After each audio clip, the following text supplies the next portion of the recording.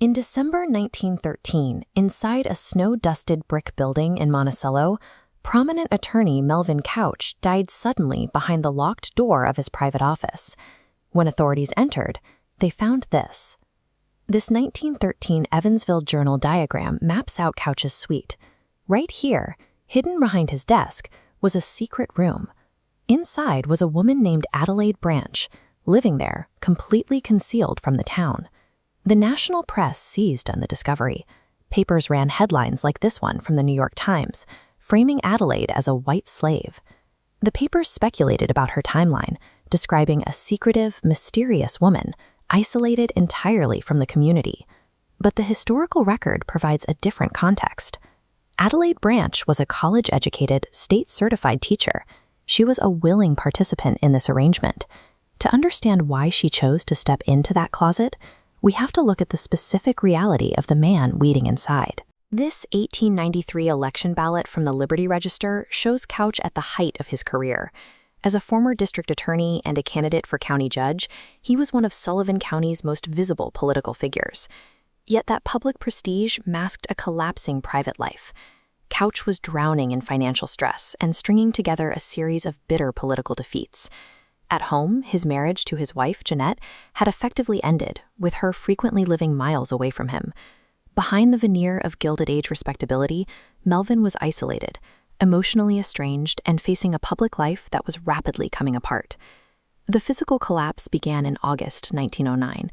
While responding to a massive fire in Monticello, Couch severely aggravated an old childhood injury to his leg. This timeline illustrates the medical reality of the era. His injury developed into a chronic tubercular bone infection, a weeping, agonizing wound that required meticulous cleaning and bandaging every single day. A year later, as a brutal summer heatwave baked the East Coast, Couch suffered a final emotional blow. This is the 1910 obituary for his 26-year-old son, Stephen. While walking down an avenue in Manhattan, Stephen collapsed and died on the street. The coroner listed the cause of death as sunstroke. Instead of drawing Couch and his estranged wife together, the loss of their only heir fractured their remaining connection. With his body actively decaying and his family line severed, Couch's remaining ties to conventional society dissolved. This family group sheet reveals why Adelaide Branch was uniquely positioned to enter that vacuum. By 18, her mother and grandparents had died, and in 1891, her father died by suicide. She was left entirely without a familial safety net. To survive, she took to the road.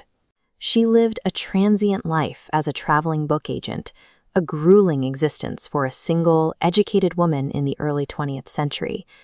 Adelaide met Couch in 1898 while selling subscriptions. What began as an intellectual affair in remote towns shifted as his health failed. Eventually, she quietly moved into his office suite. In this office, Adelaide acted as his sole typist, his confidant, and the nurse who cleaned his festering bone infection day after day. Their arrangement functioned as a codependent survival strategy, forged in the dark by two people carrying physical and psychological scars that the outside world was never meant to see. When Couch died in her arms, Adelaide was thrust into the public eye. She was jailed, accused of theft, and medically subdued for hysteria by a local doctor. Meanwhile, Jeanette Couch assumed legal control of the estate. Despite years of estrangement, she liquidated the properties, leaving Adelaide with nothing.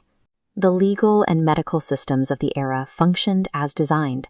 They protected the institution of marriage while punishing the unmarried, independent woman, regardless of the actual reality of her labor and care. Adelaide refused to be destroyed by the scandal. Under the name Mary Adelaide Douglas, she utilized her intellect to build a new career as an author and editor.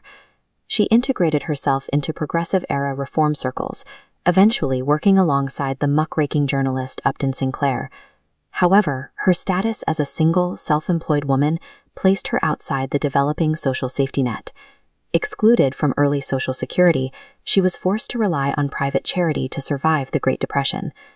Adelaide Branch's life ultimately exposes the structural limits of her era. Her story remains a testament of endurance against a society that offered no conventional path for an independent woman to survive.